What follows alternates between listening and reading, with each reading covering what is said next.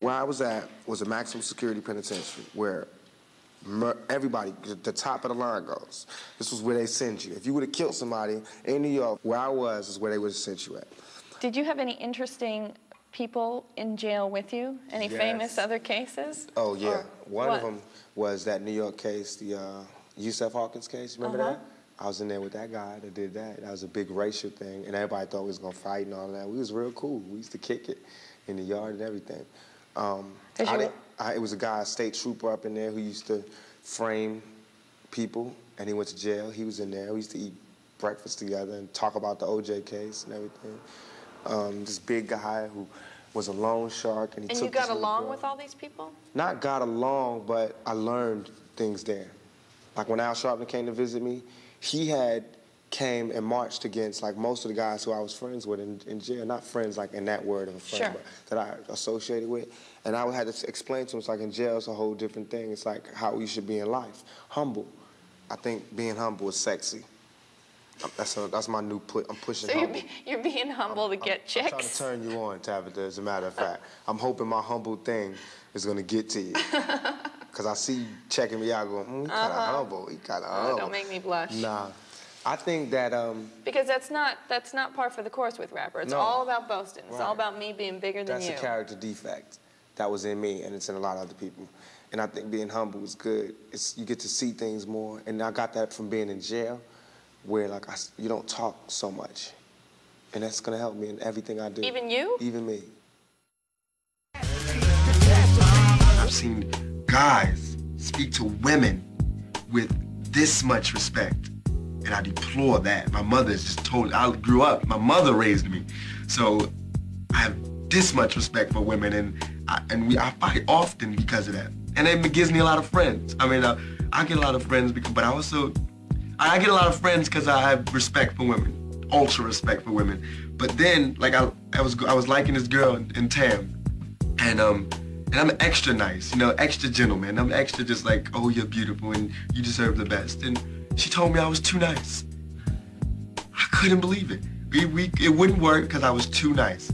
That was the ultimate stab in the back. So I went through a week of just going, forget it, I'm just gonna be like them.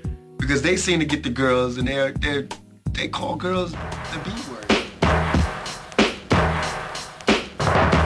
I think that my mother, like a lot of people, like a lot of them, like Fred Hampton, Mark Clark, Harriet Tubman, they felt like they were laying tracks for the generation to come.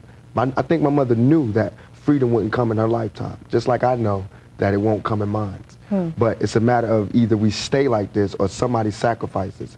Somebody laid a track so we don't stay in a 360-degree deadly circle. You know what I'm saying? Somebody has to break out and risk, you know, losing everything and being poor and getting beat down. But somebody has to do something. Had I had a father, had I had some of these opportunities, I'd have been able to help my mother more. She wouldn't have went the road she went. I could have been a better son. You know what I'm saying? She wouldn't have went that road. It was the absence of my father. You know what I'm saying? I'm dealing with him being daddy not being there. My mother's dealing with him being my man not being there. You know, so many problems in our community that affect everything. So by me not having that, I ain't never want to hear nothing about no kind of relationships between a black man and a black woman. I knew they didn't work. Because as far as I knew, my daddy was the coolest dude out there. And my mama was a Panther. So if they didn't work, it don't work. That's how I felt. You know what I'm saying? And going out there, you know what I'm saying? It's like watching my mother just go through changes and everything. It's like my mother's my partner. She a soldier. You know, she a soldier like I'm a soldier. You know, and I watched the peep the game that she went through. If I would have went the same way my mother went, had not she did her route and showed me where it went wrong. Raise your right hand, please. You swear or affirm that the testimony you are about to give will be the truth, the whole truth, and nothing but the truth? I do. Thank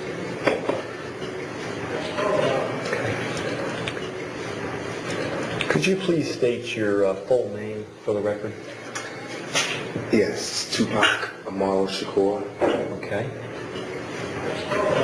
And what is your age and your resident address? I just turned 24, June 16th. I'm living in Decatur, Georgia. Okay. How'd you get interested in music? I started off with poetry, writing poetry. But Junior high, high school? Yes. Okay. Junior high school. And poets I saw were like looked on as like wimps. Mm-hmm. So I did that personally, but then I started turning the poetry into songs, mm-hmm. and that got more attention. How'd you get into rap? It is of my opinion that I was rapping while I was writing poetry. Okay. And so I was into rap, I guess you could say, from junior high when I wrote my first poem. Mm-hmm. And after I heard on the radio that there were other poets who made records and they were selling and it was working, then I decided to change the method of my poetry. How do you define rap? What constitutes rap? That's what it is, poetry. To me, it's storytelling, poetry. To music with a beat? With or without music, you can acapella rap. Okay. But it has some type of beat and tune to it, doesn't it? Even if you don't have accompaniment? No, even iambic pentameter is rap. Mm-hmm. You know, it's the way you write it and the structure. It depends on how you write it, but as to whether you need a beat or whatever. I guess it just wouldn't sell that much if you didn't have a beat. So right. The music is more of a selling tool than it is necessary for the music. Now you were performing, by the time you did your solo album, what people call gangster rap. No. You were not? No. What would you call what you were performing? Rap music. Rap music. Yeah. Have you ever performed gangster rap? No. Okay, and why would you say that? Because I don't know, number one, what gangster rap is. Number two, I don't classify what my music is as gangster rap. Have you heard the term? A lot. Okay. The next statement that I'm a victim for real. I really got my ass beat. I really don't like police. I didn't say that. Where you at right there? Oh, I didn't say that. That's not what it says. Okay. It says, I'm a victim for real. Everything I talk is for real. I really got my ass beat. I really don't like them.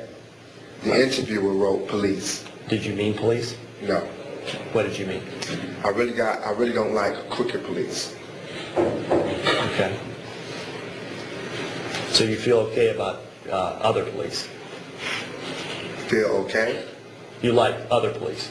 You just don't like police? Is that your statement? I like everybody that just does their job. I mean, it depends on, I don't know, personal.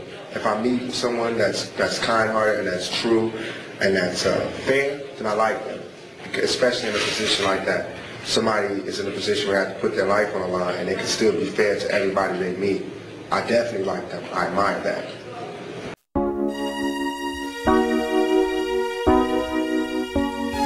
You all appreciate it. When I was young, me and my mama had beef, 17 years old, kicked out on the streets. Though back at the time, I never thought I'd see her face. Ain't a woman alive that could take my mama's place. Suspended from school, I'm scared to go home.